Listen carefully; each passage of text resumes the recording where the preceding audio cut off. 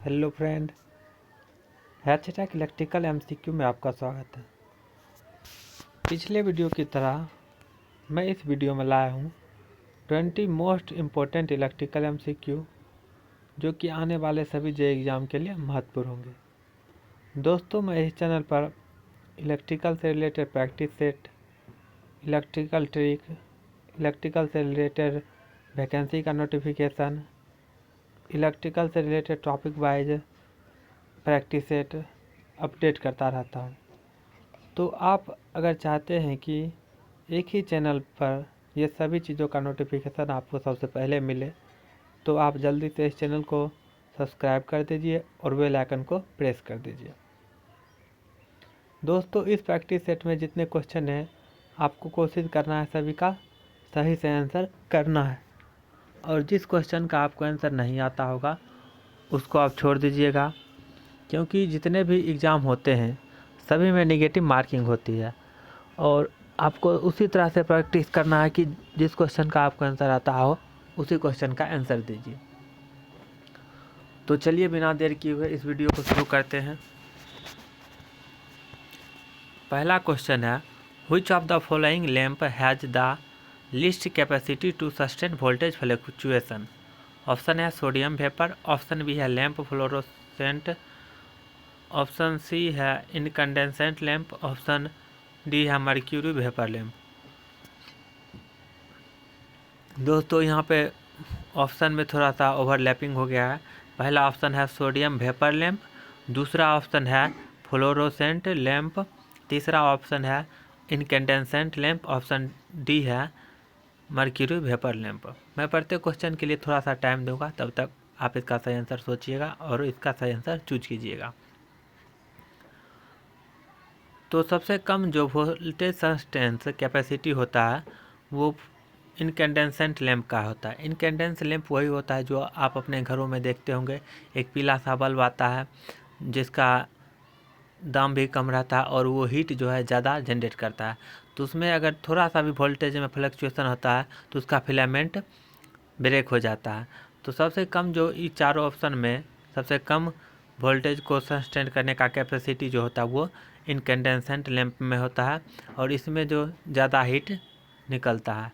तो इस क्वेश्चन का जो सही आंसर होगा ऑप्शन ए होगा incandescent lamp. Next question, electrons are minority charge carrier in. Option A है एक्सट्रांजिक सेमीकंडक्टर, ऑप्शन बी है P type semiconductor, option C है इंट्रांजिक सेमीकंडक्टर, ऑप्शन डी है एन टाइप सेमीकंडक्टर। तो N type semiconductor में क्या होता है, जो इलेक्ट्रॉन की संख्या वो अधिक होती है होल्स की संख्या की तुलना में। तो इसीलिए एन टाइप सेमीकंडक्टर में इलेक्ट्रॉन को मेजॉरिटी चार्ज कैरियर के तौर पे माना जाता है और पी टाइप सेमीकंडक्टर में होल्स की संख्या इलेक्ट्रॉन की संख्या की तुलना में अधिक होती है। तो पी टाइप सेमीकंडक्टर में होल्स को मेजॉरिटी चार्ज कैरियर माना जाता है और इलेक्ट्रॉन को माइनॉरिटी चार्ज कैरियर माना जाता है। इस क्वेश्चन में पूछा गया electrons are the minority charge carrier in. तो पी टाइप मटेरियल में क्या होता है, इसमें ज़्यादा संख्या में होल होते हैं और कम संख्या में इलेक्ट्रॉन होते हैं। तो इलेक्ट्रॉन को यहाँ माइनॉरिटी चार्ज कैरियर के रूप में कंसीडर किया जाता है। तो इस क्वेश्चन का जो सही आंसर होगा ऑप्शन बी इसका सही आंसर होगा। इंट्रांजिक सेमीकंडक्टर को प्योर सेमीकंडक्टर भी कहा जाता है और इंट्रांजिक सेमीकंडक्टर में होल्स और इलेक्ट्रॉन की संख्या दोनों बराबर होती है। तो इस क्वेश्चन में पूछा गया था माइनॉरिटी चार्ज कैरियर के रूप में इलेक्ट्रॉन, तो वो पी टाइप सेमीकंडक्टर, इसका सही आंसर होगा option B. Next question, in a circuit containing R L and C power loss can take place in. Option A है सी ओनली, ऑप्शन बी है एल ओनली, ऑप्शन सी है R only, option D है all above. तो किसी भी circuit में power का जो लॉस होता है वो रेसिस्टर में होता है, वो कैपेसिटर में नहीं होता है और ना ही इंडक्टर में होता है। तो पावर जो लॉस होता है वो सिर्फ रेसिस्टर में होता है। और एक बात आपको याद रखना है, ये पावर जो लॉस होता है वो ये हीट के रूप में होता है।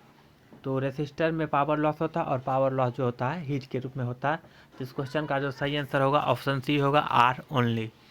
Next question, which of the following insulator disc will expose to maximum electrical stress. Option A है one which is near to the conductor, option B है one which is which is away from the conductor. Option C, one which is at the bottom of a string. Option D, one which is at the center of a string. Disc insulator को suspension insulator भी कहा जाता है। इसमें बहुत सारे disc use किए जाते हैं। तो इसमें जो सबसे नीचे का डिस्क होता है, कंडक्टर के पास का जो डिस्क होता है, उसके अक्रॉस वोल्टेज बहुत ज़्यादा होता है और सबसे ऊपर का जो डिस्क होता है उसके अक्रॉस वोल्टेज कम होता है। तो जिसके अक्रॉस वोल्टेज ज़्यादा होता है उसी के अक्रॉस इलेक्ट्रिकल स्ट्रेस भी ज़्यादा होता है। तो इस क्वेश्चन में पूछा गया है मैक्सिमम इलेक्ट्रिकल स्ट्रेस किस में होता है। तो इलेक्ट्रिकल स्ट्रेस जो होता है उस कंडक्टर पे होता है जो डिस्क के सबसे नज़दीक होता है, जो कंडक्टर के सबसे नज़दीक होता है। तो ऑप्शन देखिए, one which is near to the conductor. Option A इसका सही आंसर होगा। Next question, when firing angle in SCR circuit is increased the output voltage. Option A है remains the same. Option B है is increase. Option C है is decrease. Option D है none of the above. तो firing angle हम जैसे बढ़ाते हैं, firing angle वह एंगल होता है जिस पर एससीआर का कंडक्शन शुरू होता है, यानी कि एससीआर को ट्रिगर किया जाता है उस एंगल पर। तो जैसे जैसे हम लोग एंगल बढ़ाते हैं वैसे उसके एससीआर का ऑपरेटिंग टाइम घटता जाता है, और जो ही ऑपरेटिंग टाइम घटेगा इसका आउटपुट भी घटेगा। तो फायरिंग एंगल बढ़ाने से इसका ऑपरेटिंग टाइम घटेगा और ऑपरेटिंग टाइम घटेगा तो इसका आउटपुट वोल्टेज भी घटेगा। तो इस क्वेश्चन का जो सही आंसर होगा इज डिक्रीज। ऑप्शन सी इसका सही आंसर होगा। नेक्स्ट क्वेश्चन है pitch factor is ratio of EMF of. Option A है concentrated winding to distributed winding. Option C है short pitch coil to full pitch coil. Option C है full pitch winding to distributed winding. Option D है full pitch coil to short pitch coil. तो pitch factor ये definition simple पूछा गया। तो pitch factor जो होता है वो short pitch coil EMF induce in short pitch coil to full pitch coil होता है। तो ऑप्शन बी इसका सही आंसर हो जाएगा। एक क्वेश्चन और पूछा जाता है पिच फैक्टर से, पिच फैक्टर का यूनिट क्या होता है। ये यूनिट लेस होता है क्योंकि ये जो होता है रेशियो होता है EMF induced in short pitch coil to EMF induced in full pitch coil. तो दोनों क्वांटिटी सेम है इसलिए ये जो होता है यूनिट लेस होता है। तो आपको ये भी याद रखना है। Next question, in which of the transmission system is the skin effect observed. Option A है cable carrying DC current. Option B है DC transmission line only. Option C है एसी ट्रांसमिशन लाइन ओनली।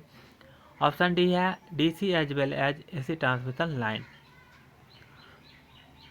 तो skin effect जो होता है वो सिर्फ AC transmission line में होता है। स्किन इफेक्ट में क्या होता है, जब एसी ट्रांसमिशन लाइन में एसी वोल्टेज अप्लाइड किया जाता है ट्रांसमिशन लाइन में, तो करंट का जो डिस्ट्रीब्यूशन होता है वो अनयूनिफॉर्म होता है क्रॉस सेक्शनल एरिया के थ्रू। तो ये जो करंट का डिस्ट्रीब्यूशन होता है वो कहीं ज़्यादा होता है कहीं कम होता है। तो कोर जो होता है उसमें करंट का डिस्ट्रीब्यूशन कम होता है और सरफेस पर इसका करंट का जो डिस्ट्रीब्यूशन होता है वो अधिक होता है। तो इसी इफेक्ट जो हम लोग स्किन इफेक्ट कहते हैं और ये एसी ट्रांसमिशन लाइन में होता है। तो ऑप्शन सी इसका सही आंसर होगा। Next question, in a synchronous motor the synchronising power comes into action when. Option है rotor speed is less than synchronous speed. Option B है rotor speed is more than synchronous speed. Option C है rotor speed is equal to the synchronous speed. Option D है rotor speed is either less or more than synchronous speed. दोस्तों इस question का जो option है answer वो थोड़ा सा ओवरलैप हो गया। तो सिंक्रोनस पावर तभी एक्शन में आता है या वो एग्जिस्ट करता है जब रोटर का स्पीड सिंक्रोनस स्पीड से कम होता है या ज़्यादा होता है। तो ऑप्शन डी इसका सही आंसर होगा। Rotor speed is either less or more than synchronous speed. Next question, a 3-phase induction motor in a short circuit current is equal 3 time of the full load current if the full load slip is 2%, then starting torque as percentage of full load torque is. Option A 6% of full load torque. Option B है 18% of full load torque. Option C है 36% of full load torque. Option D है none of these. दोस्तों इस question का सही answer देने के लिए आपको एक फार्मूला याद होना चाहिए, जो कि होता है फुल लोड टॉर्क बटे starting torque equal to full load current बटे स्टार्टिंग करंट का होल स्क्वायर गुने स्लिप। यहाँ जो है फुल लोड करंट और स्टार्टिंग करंट का रेशियो 3 है, तो 3 का स्क्वायर गुने 2 हो जाएगा स्लिप। तो 3 3 9 दूनी 18, 18% ऑफ फुल लोड टॉर्क इसका सही आंसर होगा, option B. Next question, which among of the following indicates early effect in BJT. Option A है जेनरल ब्रेकडाउन, ऑप्शन बी है बेस नेरोइंग, ऑप्शन सी है एवलांचे ब्रेकडाउन, ऑप्शन डी है thermal breakdown. तो early effect में क्या होता है? Early effect होता है कि बीजेटी में अगर एक्टिव रीजन की बात करें तो एक इमीटर जंक्शन जो होता है वो फॉरवर्ड बायस में होता है, और कलेक्टर जंक्शन जो होता है वो रिवर्स बायस में होता है।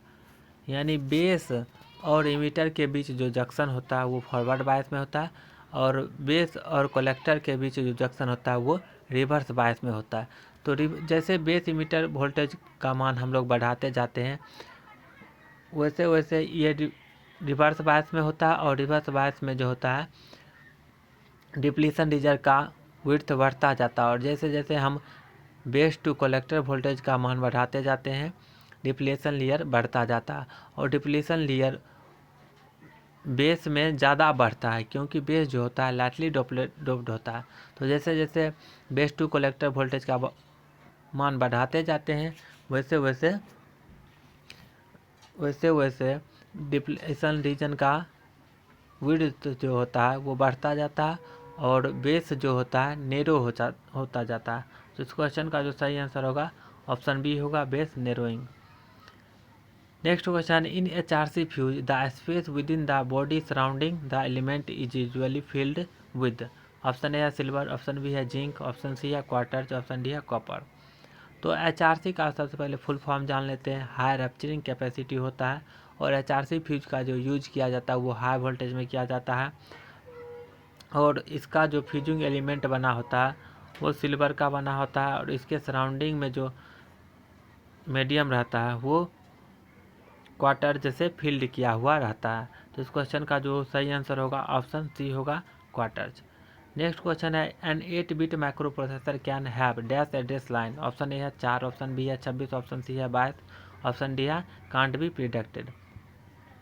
तो ये 8 बिट माइक्रो प्रोसेसर है। 8 बिट यहाँ पे दर्शाता है डाटा लाइन को। यहाँ पे 8 बिट जो सिग्निफाई करता है वो डाटा लाइन को, वो एड्रेस लाइन को सिग्निफाई नहीं करता है। तो एड्रेस बस जो है वो 8 बिट पे डिपेंड नहीं करता है। तो इस क्वेश्चन का जो सही आंसर होगा कांट बी प्रिडिक्टेड। यदि इस क्वेश्चन में पूछा जाता है कि 8 bit microprocessor can have dash data line, तो डाटा लाइन 8 होता है, क्योंकि 8 बिट माइक्रो प्रोसेसर है तो इसमें डाटा लाइन जो है 8 होगा, लेकिन एड्रेस लाइन को ये इसके साथ इसका कोई रिलेशन नहीं है, तो इसलिए इसका जो सही आंसर होगा can't be predicted. Next question, an 8 bit microprocessor signify that. देखिए वही क्वेश्चन फिर से आ गया है। तो 8 बिट माइक्रो प्रोसेसर जो होता है वो सिग्निफाई करता है 8 बिट डाटा बस को। तो 8 बिट दिया हुआ है, इसका मतलब इसके पास 8 बिट डाटा बस होगा। तो 8 बिट यहाँ पे डाटा बस को सिग्निफाई करता है। तो ऑप्शन इस क्वेश्चन का अनुसार इसका जो ऑप्शन होगा ऑप्शन डी होगा सही, 8 बिट डाटा बस। Next question, the core of a transformer for microwave frequency should be made up of. Option A है फेराइड्स, ऑप्शन बी है आयरन, ऑप्शन सी है सिलिकॉन, ऑप्शन डी है सिलिकॉन कार्बाइड। तो microwave में जो होता है फ्रीक्वेंसी का रेंज जो होता है हाई होता है, और हम सभी जानते हैं कि एडी करंट लॉस और हिस्टेरिसिस लॉस दोनों फ्रीक्वेंसी पर डिपेंड करता है, और यदि फ्रीक्वेंसी का वैल्यू हाई रहेगा तो एडी करंट लॉस और हिस्टेरिसिस लॉस दोनों हाई होगा। तो इसको कम करने के लिए हाई परमेबिलिटी मटेरियल का यूज किया जाता है। तो फेराइट का जो परमेबिलिटी होता है वो हाई होता है, तो इसलिए इसका यूज किया जाता है माइक्रोवेव फ्रीक्वेंसी में, ताकि एडी करंट लॉस और फिर हिस्टेरिसिस लॉस दोनों को रिड्यूस किया जा सके। तो ऑप्शन ए इसका सही आंसर होगा, ferrites. Next question, the magnetism left in the iron after exciting field has been removed is known as. Option है परमियंस, ऑप्शन बी है रेसिडुअल मैग्नेटिज्म, ऑप्शन डी है सक्सेप्टेंस, ऑप्शन डी है reluctance. जब iron को हम magnetise करते हैं और एक्साइटिंग फील्ड को हटा लेते हैं तो उसमें थोड़ा सा वो मैग्नेटाइज में रह जाता है, तो ये बचे हुए मैग्नेटाइज को हम कहते हैं रेसिडुअल मैग्नेटिज्म। और इसी रेसिडुअल मैग्नेटिज्म को जीरो करने के लिए, रिड्यूस करने के लिए जो फोर्स लगता है उसे मैग्नेटिक लाइन ऑफ फोर्स की रिक्वायर्ड होती है, उसे कोइरिसिविटी कहते हैं। तो आपको दोनों बात याद रखना है कि जब किसी आयरन को मैग्नेटाइज करते हैं और मैग्नेटाइज फील्ड हटा लेने के बाद एक्साइटिंग फील्ड हटा लेते हैं तो उसमें जो मैग्नेटिज्म बच जाता है उसको कहते हैं रेसिडुअल मैग्नेटिज्म। और इसी रेसिडुअल मैग्नेटिज्म को जीरो करने के लिए जो मैग्नेटिक लाइन और फोर्स रिक्वायर्ड होता है उसको हम लोग कहते हैं कोइरिसिविटी। तो दोनों क्वेश्चन एग्जाम में पूछा जाता है, बहुत इंपॉर्टेंट, आप इसको याद कर लीजिएगा। Next question, the Laplace transform of e power minus T is. Option A है 1/s into S plus one, option B है 1/s plus one, option C है 1/s, ऑप्शन डी है s into S plus one. तो आप सभी इसका सही answer जानते होंगे। ये फार्मूला बेस्ड क्वेश्चन है। e पावर माइनस टी का जो लेप्लास ट्रांसफॉर्म होता है वो 1/s प्लस वन होगा। तो ऑप्शन बी इसका सही आंसर होगा। Next question, the current gain of N P transistor is. Option A है negative, the negative of the PNP current gain, option B है the collector current divided by the emitter current, option C है near zero, option D है the ratio of collector current to emitter current. तो current gain का जो definition होता है वो output current by input current होता है। तो collector current by emitter current इसका सही आंसर हो जाएगा, ऑप्शन डी। और एक बात आपको याद रखना है, करंट गेन जो होता है इसका कोई यूनिट नहीं होता क्योंकि ये सेम क्वांटिटी का रेशियो होता है, यानी output current by input current, तो इसका कोई यूनिट नहीं होता।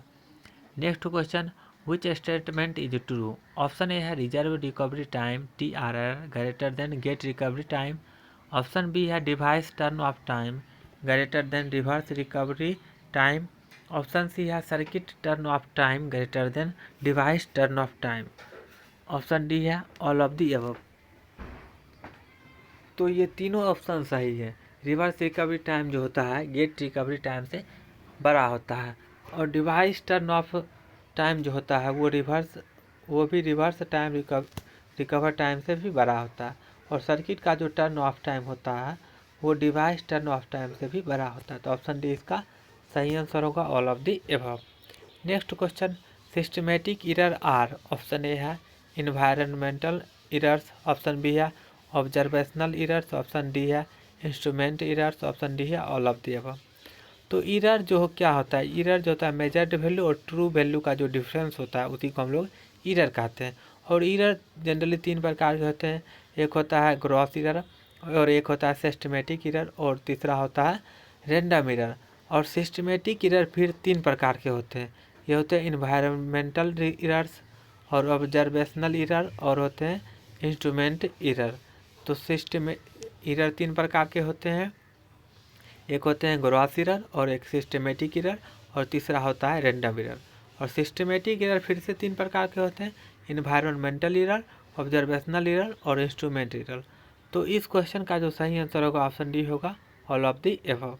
नेक्स्ट क्वेश्चन है, a 4 pole lap wound DC generator has 4 brushes, if one of the brush is damaged what will be the change in VI and P rating. Option A है VI and P, option B है V/2 I/2 and P/4, option C है V/2 I and P/2, option D है VI/2 P/2।